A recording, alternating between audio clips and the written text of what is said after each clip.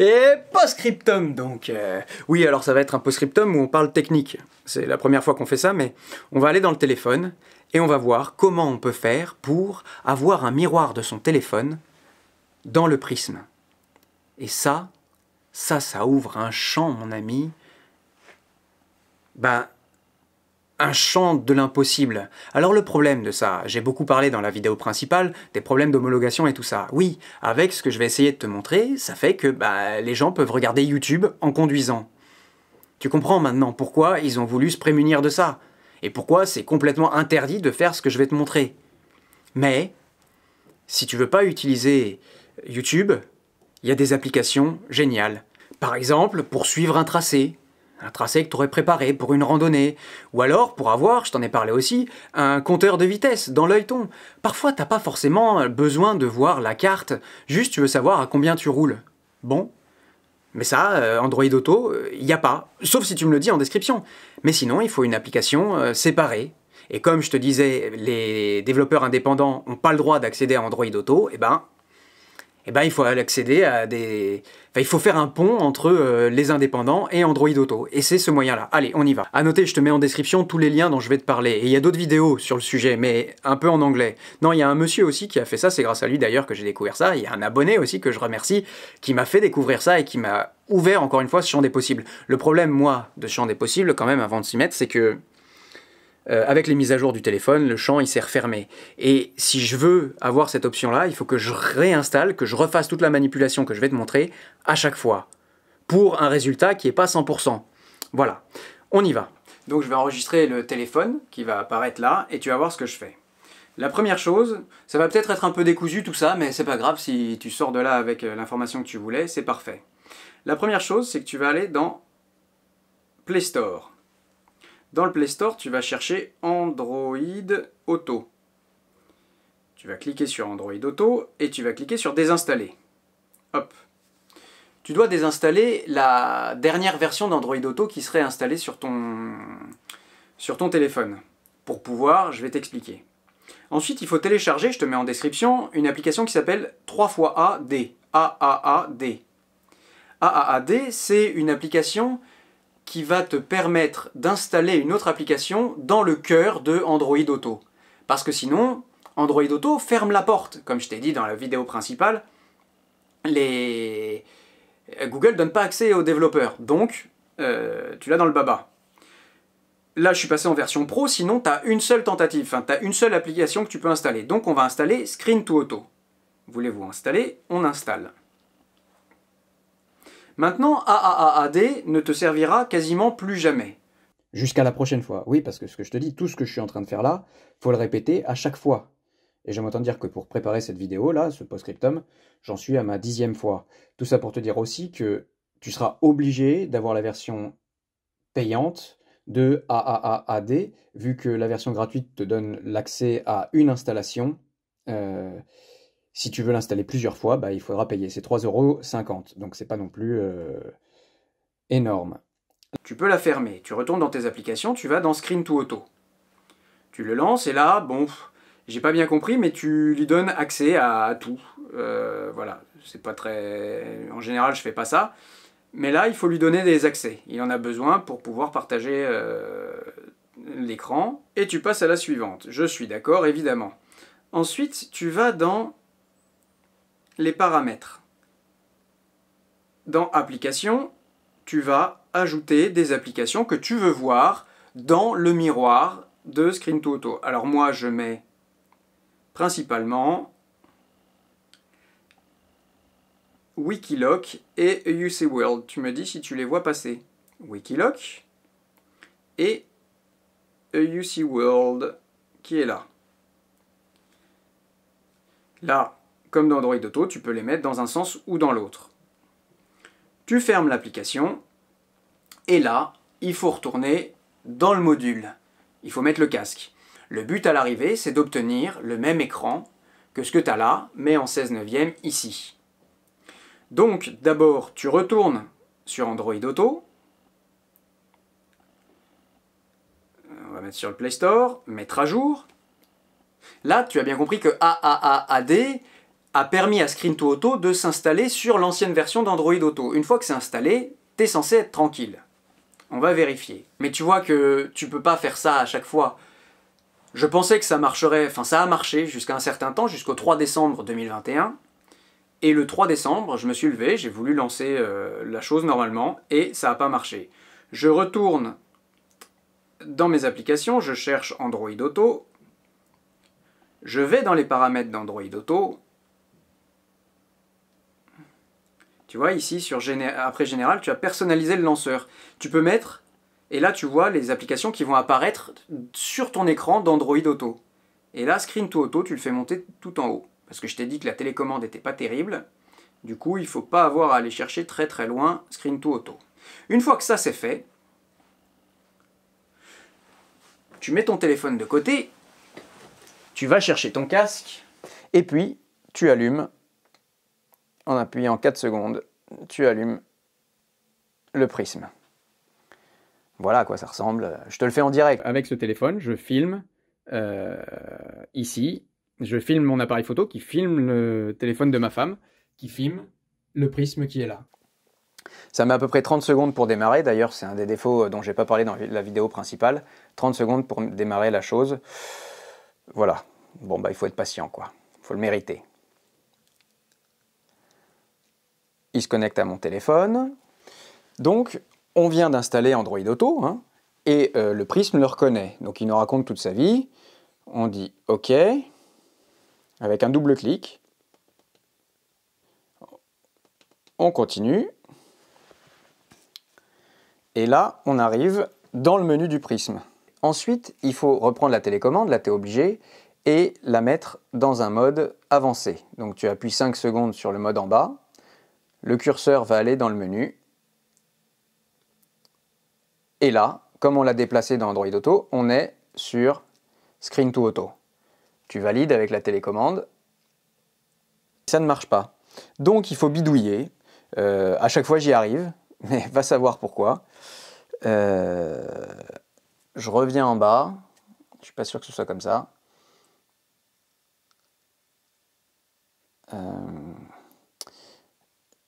Je reviens sur le menu, mais bon, tu vois la galère que c'est. Et tu te retrouves dans, voilà, ce qui est Android Auto. Ça, c'est l'écran que tu vois normalement quand tu es sur une voiture. C'est un écran tactile. Ici, c'est pas tactile, donc il va falloir naviguer à vue avec la télécommande. Et alors ça, c'est une autre difficulté. Il faut appuyer 17 fois, je crois. Tu vois, on commence par la petite flèche là, puis on arrive sur un gros machin, puis voilà, là, on y est. Tu lances a UC World. Là, sur ton écran de téléphone, il te propose quelque chose, j'ai jamais lu, je t'avoue. Il faut autoriser la diffusion de ton écran de téléphone sur Android Auto. Donc tu valides. Et puis, voilà, j'avais déjà préparé le terrain. J'ai juste lancé, tu vois, là c'est vraiment, on est dans UC World. La roue est connectée, on est dans UC World. Donc là tu cries « Hourra !» tout simplement. Il n'y a pas à tortiller. Quand ça a marché, tu cries « Hourra !», tu mets vite ton casque et tu vas rouler. Voilà, tu réfléchis pas. Sauf que ça, c'est une option. Moi, c'est ça que je voulais, juste ce petit truc-là. Mais si tu veux aller plus loin, tu peux couper ton écran de téléphone. Alors là, je manipule le téléphone. Couper ton écran de téléphone en deux et mettre Wikiloc. Là, tu commences à comprendre pourquoi ça me plaît. Tu vas choisir un itinéraire. Tu commences à suivre l'itinéraire. Et là, c'est le pied, quoi. Enfin, je veux dire, là, c'est ça que je voudrais dès le début, quoi. Que ce soit Android Auto, que je sois à moto ou en roue, peu importe. C'est ça que je veux avoir. Je veux pouvoir accéder à mes applications. Ça sert à quoi d'avoir un Android qui est hyper sophistiqué? Si, le gros problème, je vais te le montrer, c'est que si jamais je veux être un peu... Enfin, voilà, si je veux, je peux mettre... Tu me vois venir, je sais pas du tout ce que j'ai fait. J'ai cliqué sur un bouton. Si je veux mettre YouTube, en gros, bah je peux, quoi. Donc, ça, bah c'est le truc à pas faire, oui. C'est pour ça que tout est bloqué. Tu vois? Et bon, bah, je vais pas te mettre une vidéo, mais t'as compris l'idée, quoi. Voilà. Mais je peux pas te dire à quel point, quand on arrive à... Non. À avoir Wikiloc et UC World, ton petit cœur il bat très très fort et tu te dis que les 500 €, tu es content de les avoir dépensés. Le gros problème aussi, c'est que là, je vais éteindre quand j'aurai terminé, et je suis pas certain, d'ailleurs empiriquement je suis à peu près sûr que quand je vais redémarrer, il va falloir que je recommence tout. Parce que depuis le 3 décembre, Android a trouvé la faille, et à chaque fois c'est un peu le chat et la souris entre les développeurs de AAAD et Android Auto. Quid de quand ce sera Android 12, quid de à chaque fois qu'il va y avoir une nouvelle itération de Google, il faudra recommencer tout ça. J'espère que ça a été clair, je te reprends en face caméra. Je suis fatigué. Attends, il y a un autre truc dont je t'ai pas parlé, c'est que, donc t'es d'accord que le téléphone qui filme là, c'est pas mon téléphone. Mon téléphone, il est là, celui que je manipule, je l'ai dans la main, c'est pour ça que... Mais si jamais je lance l'appareil photo, j'espère que tu es prêt, si je lance l'appareil photo, je pourrais mettre l'appareil photo au dos du casque et j'aurai un rétroviseur. Je sais pas si tu vois, ça peut aller très très loin, tu trouves un téléphone tout pourri, en plus si tu as un téléphone tout pourri que tu mets pas à jour, tu n'auras pas à faire toutes les galères que je suis en train de faire, et là, voilà, tu vois mon setup. Le prisme il est là derrière, hein, tu vois, c'est cette petite chose là, donc j'ai emprunté le téléphone de ma femme, et puis avec ça je filme, et puis avec le téléphone je filme le téléphone qui filme le prisme. Voilà. T'as ta vitesse, t'as ton chemin.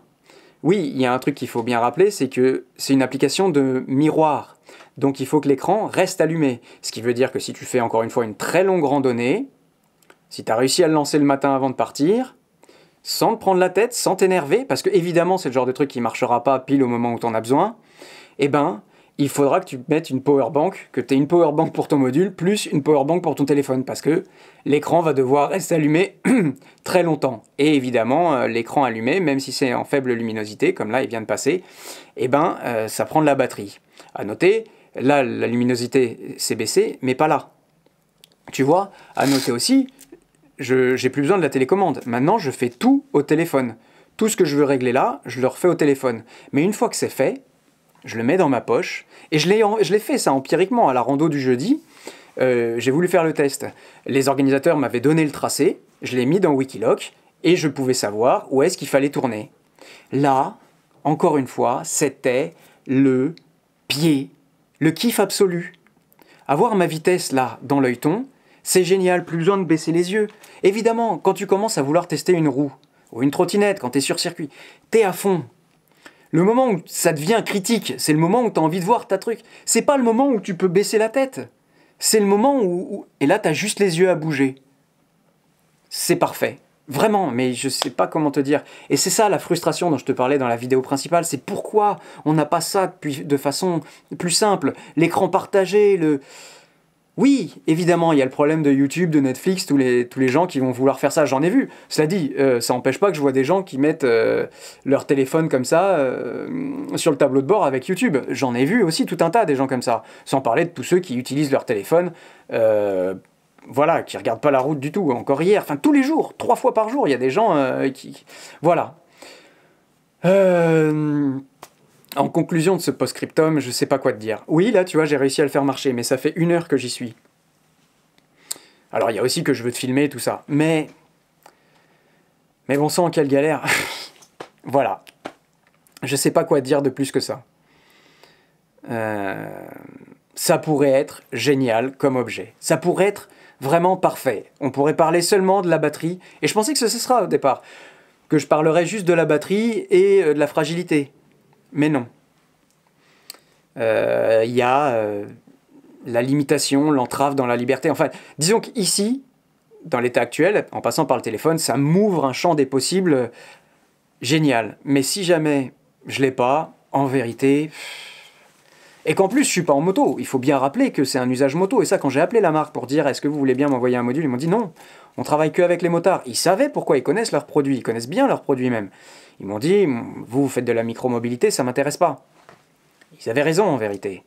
Mais même, cela dit, j'ai fait des trajets avec ça dans l'œilleton, sans avoir à faire le mirroring. Et vraiment, quand tu arrives à destination, c'est ce que je disais, quoi. C'est génial. Tu te dis, mais oui, j'ai pas sorti mon téléphone de la session. C'est super, quoi. Et pour terminer ce post-scriptum, j'aimerais dire 2 mots. C'est que je me suis mis une énorme pression pour tester cet objet. Oui, parce que j'avais des grosses attentes et j'ai pas voulu m'arrêter à mi-chemin. J'ai voulu le pousser dans ses retranchements, enfin en tout cas voir ce qu'il pouvait me donner. Il y a aussi qu'en effet, moi je l'ai utilisé en tant que micro-mobilité et j'ai voulu quand même me mettre dans la peau d'un motard. Parce qu'on n'a pas les mêmes demandes. En effet, le motard, lui, il va pouvoir prendre le périph', il va pouvoir prendre les trajets qui sont pas cyclables. Il va pas chercher à tout prix à prendre les pistes cyclables en priorité. Donc c'est quand même pas le même usage. Voilà. Je sais pas trop ce que ça donne à l'arrivée. Je dirais que je crois que je commence à beaucoup mettre beaucoup trop la pression quand je fais des vidéos. Au début, juste je partageais vite fait en 5 minutes un objet qui me plaisait. Maintenant, je me sens une espèce de responsabilité. Alors il faut que je rentre dedans, que si jamais j'oublie de dire un défaut, c'est ça aussi qui fait que je trouve mes vidéos, elles deviennent de plus en plus à charge sur les objets. Au lieu de dire que c'est génial, ben, je vais dire c'est génial, mais... Et puis alors la liste des mais va s'allonger, s'allonger, s'allonger. Je sais pas vraiment jusqu'à quand ça va tenir. Évidemment, je pense que quelqu'un qui regarde cette vidéo-là, ou la vidéo principale, il veut savoir, avant d'acheter, tous les petits défauts auxquels il va être confronté, mais... je sais pas jusqu'à quand je vais me faire porte-parole de tous les défauts, de tous les objets géniaux qui existent sur le marché. Voilà, oui, il y a des défauts dans cet objet, mais oui, quand on l'utilise bien, eh ben, c'est quand même génial. Oui, c'est très fragile, oui, il y a des problèmes, j'ai entendu dire qu'il y avait des problèmes de SAV. Mais voilà, ça s'appelle Bonheur sur scène, la chaîne, ça s'appelle pas critique machin, patte de mouche, pour pas dire autre chose, sur scène. Voilà, je sais qu'on va me dire, mais si, continue à être critique, à être tout ça, mais je vois, il y a des nouveaux objets qui vont arriver sur la chaîne. Au départ, vraiment, c'était... j'ai envie de partager quelque chose, et je trouve que c'est en train de prendre une tournure qui me déplaît. D'abord, c'est beaucoup plus difficile à faire, parce que... après, il pourrait y avoir le côté, je vais me mettre plein de monde à dos, et plus personne va vouloir travailler avec moi. Pour le moment, c'est quelque chose qui me touche pas, mais ça va finir par arriver, et même si je veux être honnête, peut-être que j'ai l'impression de tomber dans un excès inverse, quoi. Donc il faut que ça reste équilibré. Voilà, et souvent j'ai envie de dire, quand on dit que c'est bien, on dit bah c'est génial, il n'y a pas beaucoup d'arguments à avancer, c'est comme pour une roue, hein, on dit quand on est bien, quand on est dessus, on est bien. Je prends l'exemple d'une Gotway, putain, quand on est dessus, on est bien, mais si on fait la liste des défauts à la fin, mais on n'a plus du tout envie de s'approcher de cet objet, quoi. Donc vraiment, je me prends la tête pour trouver où est la balance. Il y a aussi que j'ai appris, en effet, enfin j'ai appris, tu sais, quand tu cherches à acheter un objet tout simplement, que tu vas sur internet, tu trouves plein, tu te fais bombarder de sites qui sont sponsorisés, et tu trouves pas la vérité. Tu la trouves nulle part, la vérité, tu sais plus où elle est. Donc moi j'ai la chance d'avoir accès à quelques trucs, de me faire la passerelle, mais... à ce jeu-là, je comprends pourquoi, en effet, un jour on me donnera plus les objets. Encore une fois, cet objet-là, je te parle d'accessoirement, et pour le coup, accessoirement, moi, c'est des gens que j'aime beaucoup. Depuis cet objet-là, ils m'ont déjà rappelé, ils m'ont dit « Ah, on vient de rentrer un truc, ça pourrait coller, ça pourrait aider tes abonnés et tout ça. » Et je trouve que c'est un sac à dos. Bref, c'est pas le sujet. Mais l'objet, je comprends pourquoi iRide ou iLight n'a pas voulu me le donner. Alors, d'une part parce que je suis pas motard, et d'autre part parce que t'imagines, d'un côté, il y a le service com qui fait tout son nécessaire pour pouvoir donner... C'est un post-scriptum qui fait 25 minutes, c'est pas grave, qui fait son nécessaire pour qu'on parle du projet, de l'objet, et puis t'as un espèce de petit youtubeur dans son coin, là. Alors après, les vidéos, heureusement, ça va peut-être pas trop les toucher, mais voilà. Et le jour où j'ai eu un problème avec un partenaire, c'est ça qu'il m'a dit. Il m'a dit, bah ouais, mais on était censé être partenaire et tu critiques mes produits. Je critique pas les produits, je parle de ce que je vois, et c'est ce que j'ai toujours fait, et c'est pas parce que j'ai des partenaires aujourd'hui que je vais m'empêcher de faire ça. Sinon, encore une fois, mon premier partenaire, c'est la personne qui regarde cette vidéo-là, et c'est l'honnêteté que je lui dois. Sinon, encore une fois, je me place en tant que... parce que je suis à cette place suffisamment souvent, en tant que personne intéressée par un objet, je veux pas qu'on me raconte n'importe quoi, ou qu'on me déballe un script qui est déjà tout fait. Qui me parle en plus... que, d'ailleurs on va en reparler de ça, mais dans un autre post-scriptum. Enfin voilà, pas facile à faire cette vidéo là. Encore une fois, parce que c'est un objet qui me plaisait beaucoup, en lequel j'avais mis beaucoup d'attentes, et qui à l'arrivée me frustre beaucoup. Voilà. Mais à la fois, tu vois, il faut pas que je parle que de cette frustration, il faut que je dise non, c'est un besoin. Il faut que je le dise, pas parce que je dois le dire, mais parce que c'est vrai que c'est génial. Tu vois le marasme dans ma tête? Peut-être que j'ai besoin de vacances. Noël va arriver à point nommé. Je pense que cette année, je prendrai des vacances et tant pis s'il n'y a pas de vidéo pendant 2 semaines. J'espère que tu seras quand même là quand je reviendrai. Allez.